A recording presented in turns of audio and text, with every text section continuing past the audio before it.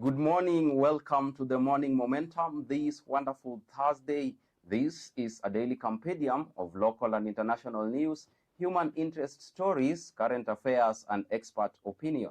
And again, this is your daily dose of a comprehensive rundown of the top stories making the headlines on the papers. And today, we have an amazing lineup of a show for you. We have a guest in the house, and we shall be dissecting the bipartisan talks which commenced yesterday. It went back to where it all began. Yesterday marked exactly 1 year since Kenyans went to the poll to make their decision. And it is such a coincidence that 1 year later, again, the bipartisan talks went to take place at the same place where the announcements were made. That said, let's delve into the top stories inside the Standard this morning. Winners and losers in SRC salary review. Teachers will get the largest chunk of the salary increment announced yesterday, with county workers also reaping from the raise. That story is beefed up for you on page 4.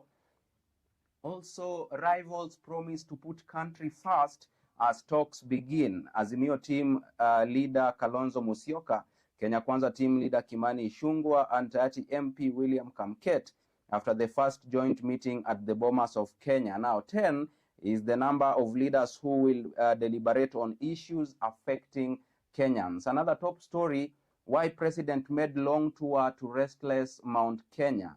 A year after the Hustler movement, elections with only few promises, Ruto took time to explain a regional high expectation not to lose hope. That story is beefed up for you on page 4. Also, shock for students after universities ignore fees directive. That story is beefed up for you under national news on page 6 this morning. Business news, end of an era as Joseph quits Safaricom. That story is beefed up for you on page 27 of the Standard this morning. Also on page 39, sports news, Lenana, Bungoma bag quarter slot in schools games. We'll take a look at that on page 39.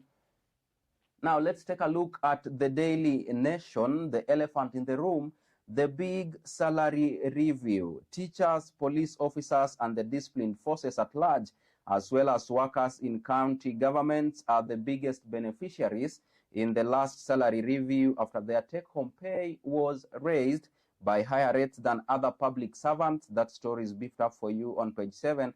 The statistics are also here on the cover page. You can take a look at that on the Daily Nation this morning. Also, 15 MPs yet to utter a word in the House. They are active and vocal at religious gatherings, political rallies, and press conferences, but these lawmakers' silence in Parliament, where they represent their constituents, is deafening. Also, report, Ombudsman exposes rot at the immigration. The Ombudsman report paints a troubling picture of passport applicants being overcharged and documents vanishing under mysterious circumstances, raising serious questions about the department's operations. That story is beefed up for you on page 8. Ruto-Raila talks off to a cordial start. Crisis talks between President William Ruto and opposition leader Raila Odinga began on a cordial and a conciliatory note yesterday as their representatives agreed to form a technical team to iron out their differences on the agenda for the negotiations. Yesterday's talks were led by Wiper Party leader Kalonzo Musyoka for the Azimio One Kenya, and for the Kenya Kwanza coalition, it was majority leader National Assembly Kimani Ichung'wah. That story is beefed up for you on page 5. Now, with that said, ladies and gentlemen, I want us to delve into the story of today, back to where it all began. We have an amazing guest in the house. See you in a few on the other end of this broadcast for the amazing conversation. You will give us your sentiments via our SMS line 0719 144 144.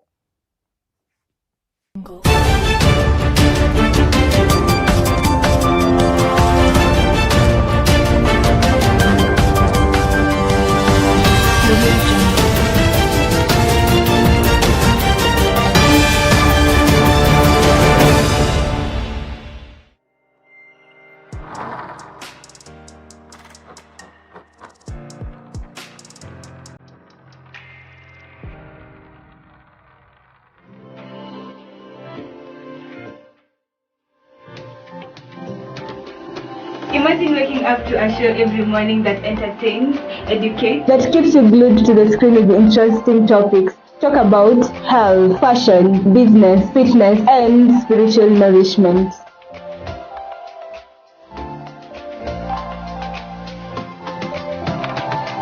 Whether you're enjoying your cup of coffee, tea, milk, ama uji, Younib Breakfast Show is the place to be. Every Tuesday and Wednesday at 8:30 a.m. with me, Penina Washara, here on Younib TV.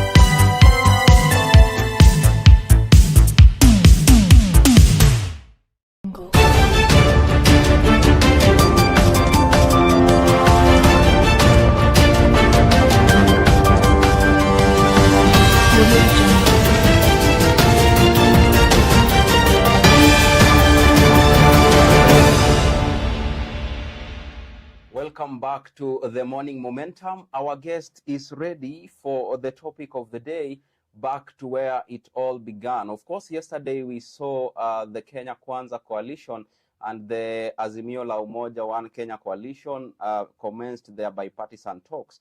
And even as we expect the talks to resume on Monday, we have to dissect it a little bit and give you a clear understanding of what the bipartisan talks is all about. So we are going to dissect it into around 8 sections: purpose and context, expectations and goals, inclusivity and representation.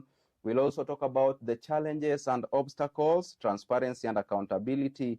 We'll take a look at impact on the country as well, the international perspective, and long-term reconciliation and cooperation. Now, let me introduce my guest, and then we get to the discussion. Good morning, sir.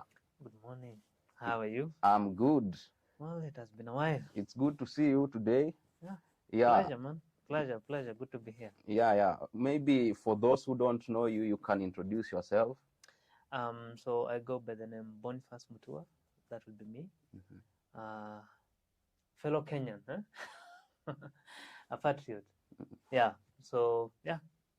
Yeah. So maybe let's get into the topic of the day. According to you, what is the main objective of the bipartisan talks? Well, when it comes to the bipartisan talks, I think it is high time that we have inclusivity. We have both factions of the government, the in-government and the government that is outside there. So we need them to have a form of mutual understanding on where we are, on how we govern things, how we do things. And I think that is something that is very, very critical for us as Kenyans. As we move forward, we want to know how will we put the government accountable. We've seen a lot of things that have happened, especially with the finance bill. It has been opposed by the judiciary, and then the government is still pursuing to enact some of these laws. So the opposition is asking, the question is, why can't you follow some jurisdictions, and why are you not listening to Kenyans? So it is a cry for us as Kenyans, and I think the opposition is doing a good job to put them accountable, as for us voiceless Kenyans as of now. So I think it is a good thing. Maybe before we even continue, what is the historical context behind the bipartisan talks? Well, so far, there are many rumors about it. We have some say the opposition wants to get a piece of the pie, a stake in the government. So it is not as clear, I would say so, because there are various rumors behind it. The opposition, they want a position, and we the people, we say that they are speaking for us, they are our voice. So basically, it stemmed down from, when we go back, it was something, I would say, quote unquote, it was about to happen in one or another, and this is the time that it has bore fruit. Okay. Yeah. Now, speaking of Kenya Kwanza and Azimio la Umoja, of course, the political state in the country right now is very polarized, and majority of the people who are against the opposition say they're into the talks to get a share of the government, which they say on their side that is not what they want. All they want is goodwill for Kenyans. Now, according to you, what are the expectations of the Azimio la Umoja, and maybe what, on the contrary, does Kenya Kwanza expect out of these bipartisan talks? I think that is a good question. You see, we as human beings, we always have a certain degree of some form of self-centeredness. Yeah. And at the end of the day, there's some interest that the party would want so that it can function well. And then there's this other bit. Now, through extension, there's this other bit whereby they will also incorporate the needs of the fellow Kenyans. Okay. But as human beings, there's that element. So let's say if now, as we move forward, the Azimio team will definitely want to get a stake within the government. So how will they influence or get to put KK government into, let's say, into check, if you may put it so, if they don't have a significant say as well within the government? It's a little bit hard. If you're outside, you cannot have say, but if you're within it, you can have a say. So I think there's that bit whereby there's that self-centeredness that will definitely come in place so that they can be in a position to voice out our issues as well. So they must protect their interests to some extent and also incorporate us as well. So that will be my take. Okay. Yes. Are there any specific goals that both the parties aim to achieve? Well, every team has their own agenda, and we can see, like, for the KK government, they're trying so hard to ensure that they make fulfillment of whatever promises that they made. Okay. And so they're in this place whereby they really have to deliver. They really have to deliver. Yeah. And so the question is, what can they do to ensure that they deliver? So part of it is to increase tax, and to some extent, if things don't go their way, they might force or push. And the end result, now the trickle effect, it comes down to the people. So the people will feel the heat. And now the problem is that now with the KK government, they're not putting it out clearly that this is the way things are, and this is the way they have not broken it down for us to understand clearly that this is where we are. This is what we promised, but currently this is where we are clearly in details. And that is where now the problem is. Kenyans are not fools. Okay. They will understand. Okay. Yeah. We have to agree that the cost of living has risen to the detriment of Kenyans, and everybody is complaining. And according to the opposition, their main reason for going into the bipartisan talks, if I got it clearly, is because of the high cost of living. And everybody is looking up to a successful bipartisan talks. Okay. So then how will we measure the success of the bipartisan talks, and what are the expected impacts in as far as the cost of living is concerned? Okay, so well, when it comes to the cost of living, I'll give a quick analogy. So let's backdate a little bit.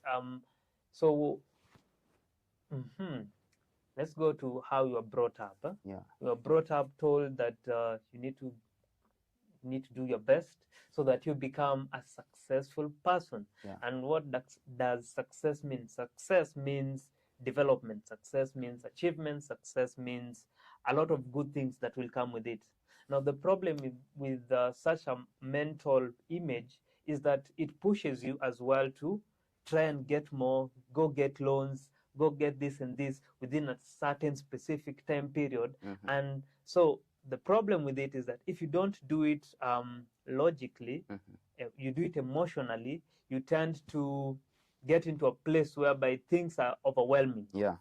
So with now the previous government, we need to go backdate and see how the governments were run. Yeah. So a lot of things were piling up. It's not only that the KK government has brought these problems.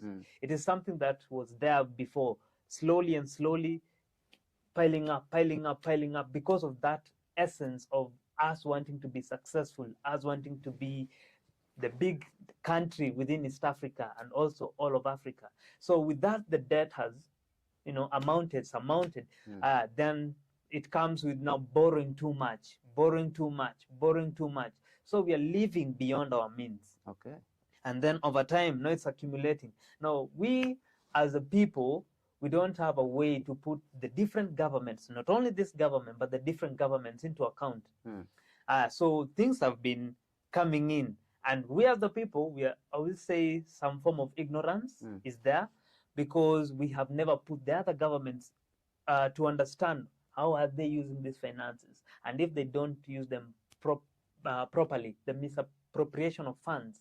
So if it's there, we as the people, how do we put them accountable? Now later in life, which now it is currently current affairs, we see now the debt ceiling is too high. Now what do we do? What does the government do? The government is in a position whereby it cannot borrow as much as it is supposed to be, so that they can mitigate the different should I say inflation that is there. So the people will have to feel it because of that. Why haven't we seen a change in how the government operates? Well, I would say it will narrow down to the people. The ignorance that we as the people tumekuwa nayo over time, that is what has resulted to this. Let's say if every government was put into hold, every government, like this is the fund, this is the misappropriation, and you either refund us this cash or you go serve your sentence, or we find a different way to ensure that we as the people make it. So I think as we move forward, that we need to find a better way to have the inclusivity. There's no need, let's say like now the Mandamano thing, that is one way of us expressing it, but now it is not done in a way that will bring solutions. So how do we put the government accountable, both in government, out government, we as the people? Where do we take initiative? How do we get, so do we have a forum? So that will be something that will channel us to a better way. If we can have sober conversations and sober ways on how to keep everyone on track. Okay. Yeah. You've spoken of inclusivity. Yes. And speaking of that, then how are the bipartisan talks going to include the civil society and even the political interests at large? Well, now with the bipartisan talks, it's a little bit hard to clearly get to pinpoint the different things that they will talk about it. Yesterday they were doing their setting out the goals, objectivity of the talks and all that. So at the moment we are hoping, so we are moving with hope that whatever they will discuss, it is within the spectrum of Kenyans, everyone at large. So we would want to tell the government and the outside government that we are the people, we're facing it rough currently. 1,000 shillings at the moment, it will purchase very limited items within the house. You have to pay your house, you have to pay this. So we'll ask them to be human enough and considerate to include us in these talks. It's not only for the leaders, but it is for us as Kenyans and everyone at large. So maybe what measures have been taken or put into consideration to ensure that a wide range of perspectives are represented in the bipartisan talks? Well, with that, we can see the different people who have been selected within the panel to ensure that they get to talk. And also it is good now because now we have this other side and this other side talking. Okay. So that is something that will definitely show some form of inclusivity and the diversification of the talks. And it is also nice that they have made it clear that it will be from a respective point of view. So we're expecting the talks as we continue to bear fruits in the way that we would like it to be. Well, a while ago, I had shared with you that the political state in the country right now is very polarized. Now, what are some of the political challenges that might come up to hinder these talks? Now, basically, it's just we'll say if let's say like the Azimio, they go in with one fixed mindset that they want certain things done in a certain way, and KK, they want certain things done in a certain way, and put the interest of Kenyans behind, then that will not bear any fruit. Because they will go there, click heads, smash heads, and they won't talk. So I think that we need to have them on a sober platform that they can have the conversation. I believe that everyone can have a conversation. They just need to be open-minded and allow the conversation to flow, find common ground, and move forward. Yeah, yes. We live in a civil society where every opinion is valid, and people reason differently. Everybody have their own ideology. They have a way they want their opinions listened to. Yes. Now, of course, we cannot neglect the fact that we shall be having differences at the bipartisan talks. Yes. In case of any differences, how are these two parties going to navigate these differences to find a common ground at the end of the day? Well, that is a good question. So you see, in every society, we need to understand what is the main objective. Yeah. The main objective is very key. It doesn't matter our disagreements, but yes. the main objective, that is the guiding principle yeah. to how you're going to proceed. Mm-hmm. We may disagree, but the bottom line is, what is the guiding principle telling us to do? So if you disagree to agree, or disagree to disagree, and remember that the objective is key, we should stick to that. I believe and strongly believe that we will not fail short to find a way to work things through. But if we forget the objective, then we are screwed. Well, ladies and gentlemen, the conversation is getting heated right here on the Morning Momentum. My director tells me we need to go for a short commercial break, and then we come back, we continue dissecting. Keep your sentiments coming in via our SMS line 0719144144. Some of you have already started interacting with us, and let me just take a few of those sentiments right here. Let's see. We have Churchill Lioto says, may Allah guide you and the rest of the Azimio leaders in bipartisan talks with Kenya Kwanza. Mwenyezi Mungu awape nguvu. I think that is an encouragement. We have Joe 90.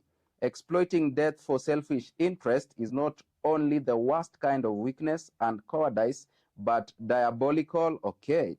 We have Stephen Alwatch who says, but why, after many people have lost their lives and properties vandalized, a good leader must lead from front. He has to put himself between the problem and his people. Well, let's take that quick break, and then we come back, we continue dissecting the bipartisan talks.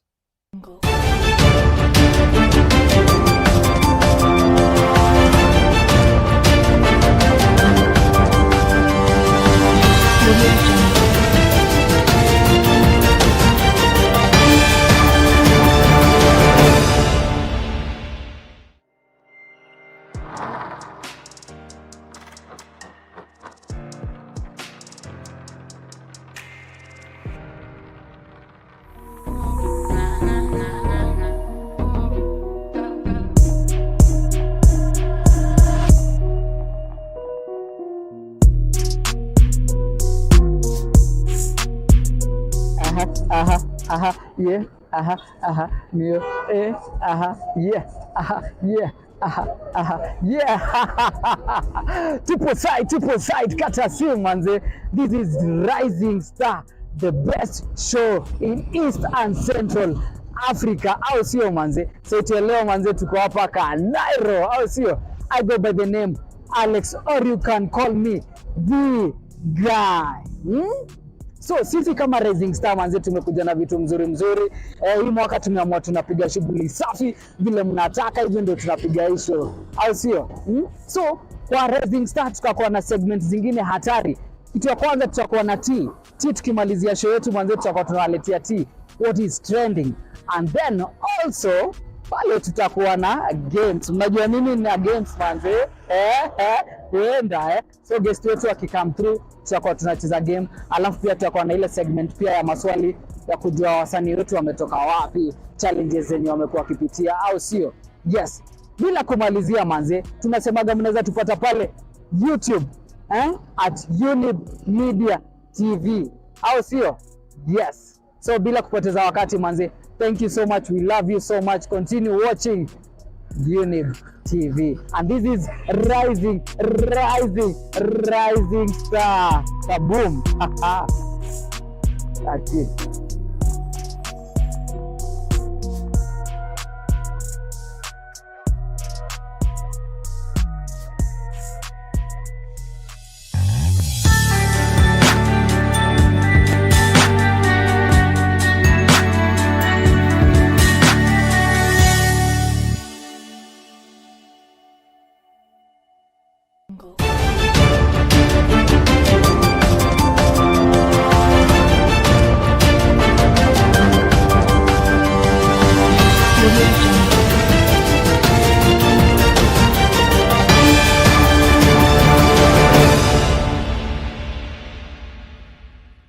Yes, welcome back to the Morning Momentum. You are still rolling with the host with the most. Alfonsoh is my name. And I have an amazing guest. If you're just joining us, he's Bonface. And we have been dissecting the bipartisan talks. Now, let's get back to our topic of the day. Now, have we witnessed any forms of historical talks, and what have been the impacts? Did they make a change, or did they make things more worse? Yeah, I think that is something very critical for us as a people, especially Kenyans, to understand that talks have been there. We can backdate to when before Moi came out of power, there were talks to transition from that form of constitution to the new constitution, which later morphed. So the talks have been there. It hasn't been fruitful, over time. But now coming to, let's say, like 2007, where there were post-election violence, Kenya was in a very bad place. So there were talks, and we could see even the international community coming in to ensure that there are sober talks, so that we as a people don't get to extreme lengths like our fellow country in Rwanda. So we had talks, and the talks resulted to Raila Odinga getting a position in Moi Kibaki's government. Then later, coming after 10 years, then during Uhuru's time, we see the handshake as well. That was part of the talks. And now these are other talks. So we are asking ourselves as Kenyans, do we need to find ourselves in a roller coaster of talking each and every other time? We need to find a better way. Like now the government needs to be doing work, not having some conversations that are, I would say, quote unquote, to some extent, there are bits of it that it is relevant. We are not neglecting that bit. But now the talks are not done in a way that are peaceful. Like now it is from several deaths that has resulted to such conversation. So if it's a conversation, how do we have a conversation without having our brothers and sisters lose their lives, properties, and all that? So I think we really need to have a very nice strategic way on how to move forward. Okay. Now, you've touched on something to do with the international relations. We'll come to that later. But maybe what mechanisms have been put in place to hold the opposition and the government accountable of their commitments during these talks? Well, now with that one, it's a little bit hard. For the accountability bit, we are not sure. We all know how things are. If we can just say it simply, if the judiciary can give its verdict to the government, and they are not and they don't put it into effect, whatever the judiciary has said. So we will say, how will it be, for the talks? Is it so? We are not sure how relevant it may be, in regards to the talks. So the accountability aspect. Okay, now, how will the outcome of these talks potentially affect the political state and even the social cohesion of Kenya at large? Okay, so I think there's this aspect whereby we'll say that the KK government has a very strong position within the government. Most of the MPs, most of the top seats, they're within favor for the KK government, meaning that they can put things into law immediately, and that is not something that we want. Yeah. So for the political bit, if let's say within the talks they find a way to mitigate that and ensure that at least it's somehow friendly, it can be more of a conversation, deliberation, not one-sided way. Yeah, that will be nice for the political, in terms of politics. At least now there will be sober conversations and good ways to ensure that now, if things are put into effect, into law, it is well challenged, not one-sided. So I think for the political bit, that will be very key. Okay, so what implications maybe will these bipartisan talks bring to the upcoming elections and the governance in Kenya at large, maybe? So it is the dream for every Kenyan outside there, for us not to have such talks, such drama after every election. Yeah. So with this bipartisan talks, it is our hope that we don't get back there. Whatever they will discuss, and we see it is the electorate, a lot of things when it comes to the economy. So we hope that whatever items will be discussed will be long-term solution. Won't be solution for the next 4 years. It will be a solution that will target maybe roughly 10, 20 years, so that we don't have these kind of things happening over and over again. Now, let's take a look at the international perspective of these talks. Yes. What implications will they make on the international stage, maybe? So you see, with the talks, it's something good. But the current state currently, before we go to the implications of the talks, is Kenya has become a little bit, I'll say, for a lack of better word, toxic for investors. When investors are running away, because now the environment is quite hostile now. You cannot invest in a place whereby, anytime things might be vandalized. So having these talks, to some extent, shows the investors that we're taking it seriously to ensure that the political climate is quite conducive and they can come back and invest in Kenya, being that Kenya is also among the best countries within East Africa, and yeah, definitely they'll want to do business with us within the right environment. How are we going to convince these investors to come back when they have been seeing the same thing on and off, year in, year out? It's quite tricky, because I remember just the other day, the president of Tanzania, Samia Suluhu, who was saying, kwa jirani kuna waka, Yes. And after that, then we saw investors all of a sudden running away to Tanzania. How are we going to convince them that now the political state in the country has found a common ground, and that now you can come back and continue with your businesses as usual? Well, I think that is a very critical thing for us moving forward. So how do we reassure our investors outside? I think that is something the government really needs to take a critical look at it. Both sides, the in-government and the government out, they really need to understand that these talks, like I said initially, it should embody a framework whereby its long-term, its longevity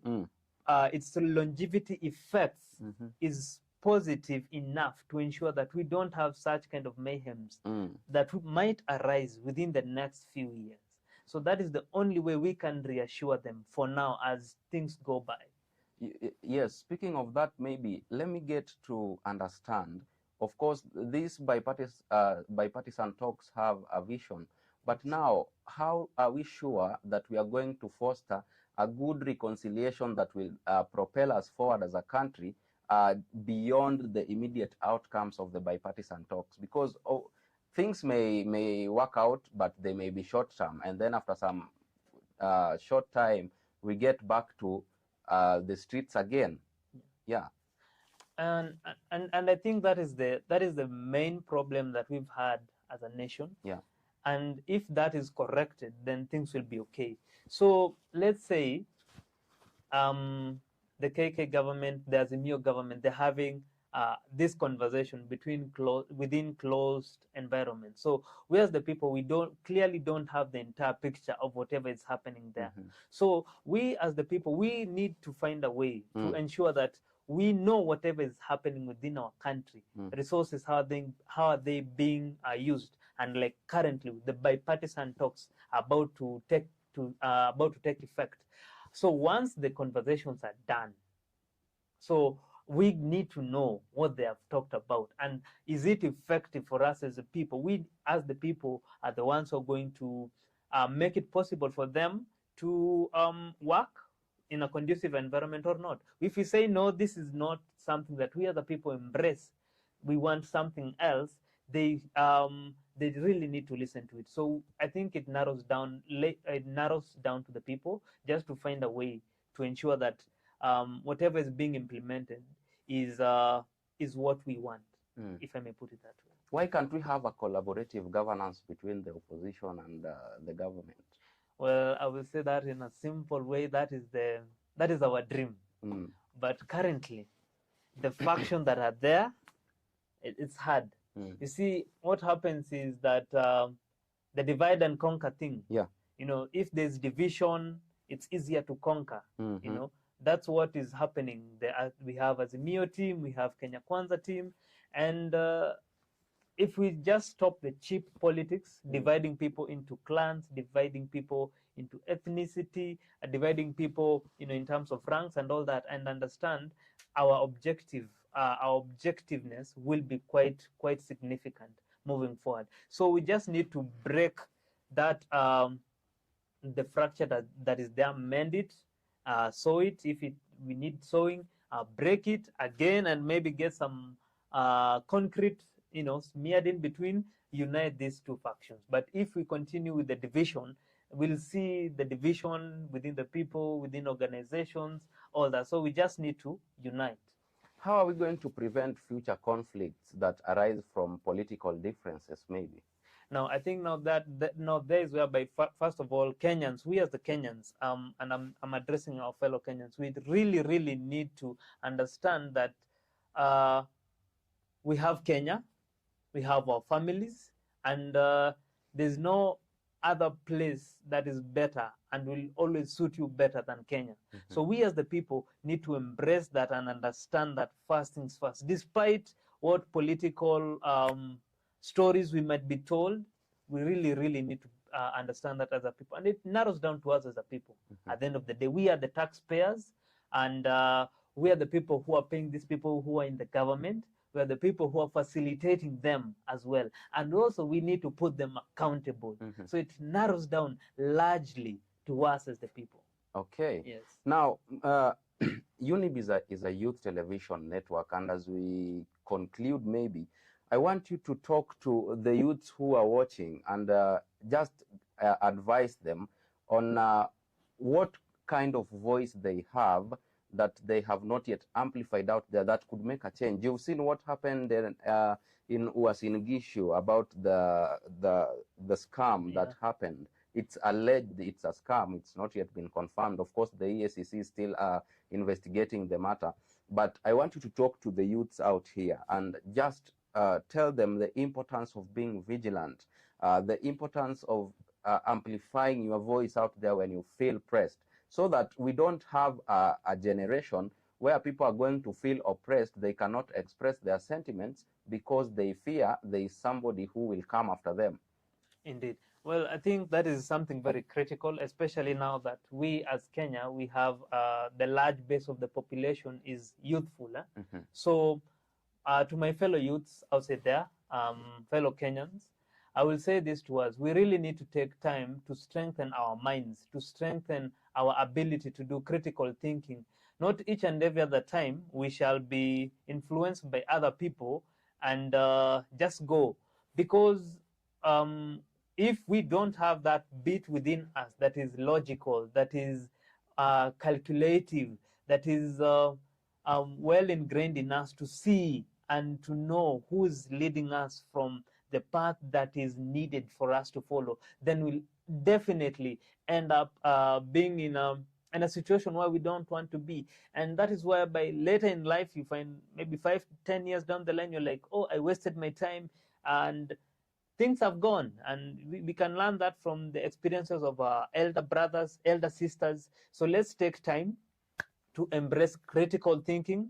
Let's take time to sit within ourselves, deliberate on the sober ways on how to proceed. And I will say also it is nice that we get elder people who know whatever that they are doing and seek advice from them, mentorship from them. Mentorship is very critical. So ensure that you have a sober mentor with you, someone who has done whatever you want to do, someone who knows whatever they're doing, and they will guide you through. So I'll say that will be from me to them. And yeah, I wish them the best.